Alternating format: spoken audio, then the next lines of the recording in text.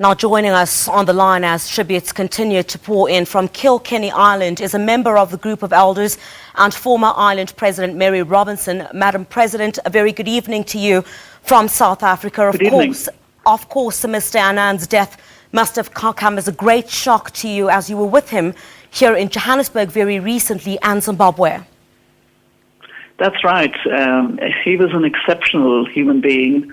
I remember when he appointed me UN High Commissioner for Human Rights, I was the second High Commissioner. The first one had resigned quite suddenly and gone back to Ecuador with a very new office.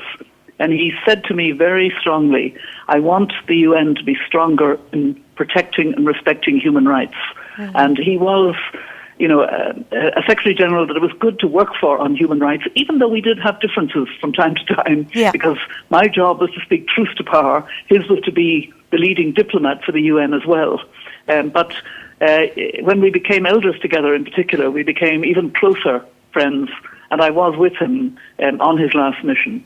That's right, that last mission being in Zimbabwe. In fact, I was with you here in Johannesburg for when you were here to mark Madiba's centenary. Can you share any details? Because we do understand at the time that he was not feeling well already here in Johannesburg. That's correct. His voice wasn't good, and he was complaining at the start of a cold. And when we got on the flight, Lakhdar Brahimi, Kofi Annan and myself, on our way to Zimbabwe, he really wasn't looking well. And he was quite determined to be there for the people of Zimbabwe. He kept emphasizing how important it was that there would be a fair, free and fair election, the importance for Zimbabwe, for the future of Zimbabwe. And he worked very hard during those few days that we were there. We met everybody. We met the president, of course. In fact, he had to leave the room quite suddenly. He just left. And the president looked at me, because I was sitting next to Kofi, and I said, I think he's just gone to the restroom, which was what he'd done. But that was very unusual. And, you could tell he was really making an effort.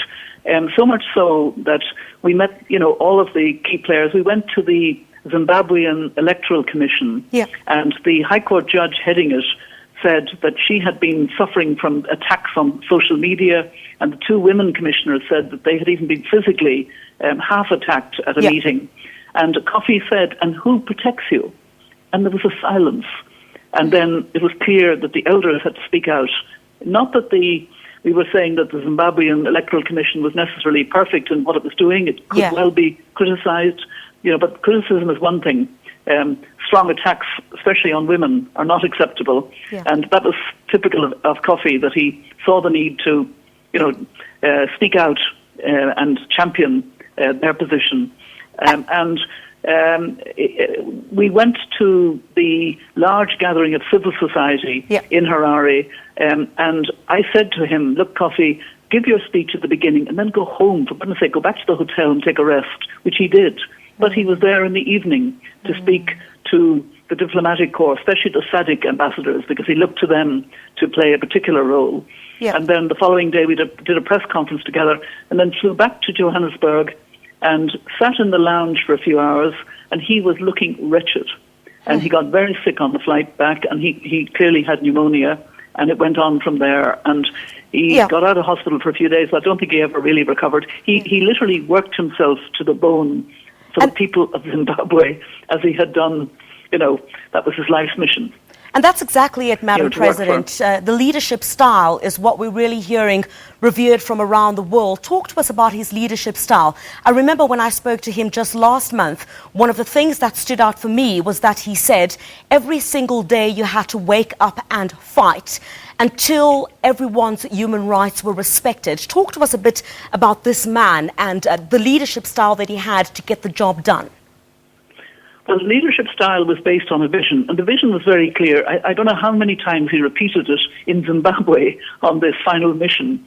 He said, there is no peace without development. There is no development without peace, and there is neither peace nor development without human rights. And that was his mantra. That was what he believed in, those three pillars. And then his leadership style was rather unusual, because you would know this. He had a very soft voice. Yes. There were several times, even in meetings, when I had to say to him, Kofi, speak up, please, because I knew that the team wanted to take a note of what was being said, and they couldn't hear him. And it was affected by the fact that he had a problem with his throat and his voice, which was part of the illness that he was beginning to suffer from. But he always had a soft-spoken voice. I only very, very rarely saw him in anger, very, very rarely. Yeah. But he had real leadership qualities. He knew how to choose good people to serve with him and then work with them in a very collaborative way to achieve the objective. And he had a good sense of humour, a really good sense of humour, a good sense of fun at times. Yeah. How do you continue the legacy of a man with so many hats, a former UN a Secretary General, a humanitarian, someone who gave so much of his life for the betterment of others? How does that legacy continue for you now as the elders? We will certainly miss him deeply. You should see the emails we've been exchanging, the sense of pain and loss, and it's as if we lost a family member, which we have. But there is an absolute determination to continue, because we are charged with the mandate of Madiba himself, of Mandela. Yeah. We marked his 100th anniversary with our Walk Together campaign. We will do more than ever, I would say, even more in order to live up to these icons that we got out of Africa. Look at Mandela himself, look at Archbishop Desmond Tutu, look at Kofi Annan. What fine leadership of a moral high stature from African leaders. Sometimes, we think of Africa as a problem. I think of Africa as a very young continent and a great resource and great young people. The young leaders that Obama brought together, that Kofi went to address, are in the heart of the future of Africa. And Kofi used to always describe himself as an optimist. Yes. I used to borrow Archbishop Tutu's words and say I was a prisoner of hope. But Kofi would say, I am actually an optimist, including an optimist about my continent. And that I do remember him saying very firmly, even in the last days when he was in Zimbabwe.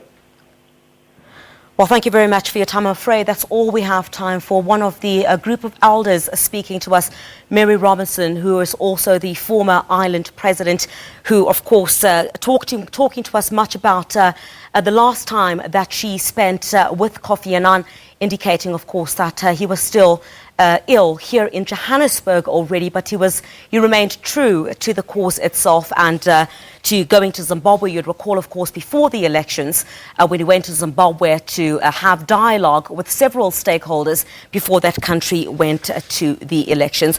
Of course, we also value your comments here on SABC News. You can also tweet us and find out from us what the latest will be. We'll bring you all the updates on this on sabcnews.com and also on our Facebook page, and you can also find us on Twitter.